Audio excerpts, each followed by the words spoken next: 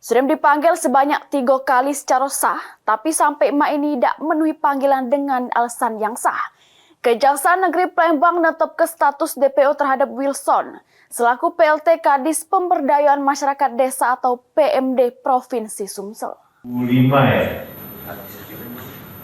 April, rekan-rekan semua, pada hari ini Kejaksaan Negeri Palembang secara resmi mengumumkan penetapan status Daftar Pencarian Uang atau DPO terhadap tersangka Wilson yang merupakan PLT Kepala Dinas Pemberdayaan Masyarakat Desa atau PMD Sumsel. Juru perkara dugaan tindak pidana korupsi pengaduan bahan pakaian batik perangkat desa pada Dinas Pemberdayaan Masyarakat Desa Provinsi Sumsel tahun anggaran 2021.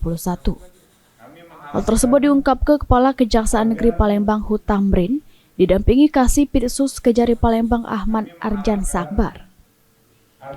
Penetapan status DPO ini karena Wilson sudah dipanggil secara sah sama patut oleh penyidik sebanyak 3 kali. Tapi sampai main yang bersangkutan tidak memenuhi panggilan dengan alasan yang sah. Kami telah melakukan pemanggilan terhadap tersangka inisial W sejak tanggal 18 Oktober. Tetapi terakhir kami panggil tanggal 14 Mei tahun 2025, tersangka juga tidak hadir memenuhi panggilan kami. Oleh sebab itu, Kejaksaan Negeri Kota Palembang telah menetapkan tersangka W sebagai daftar pencarian orang.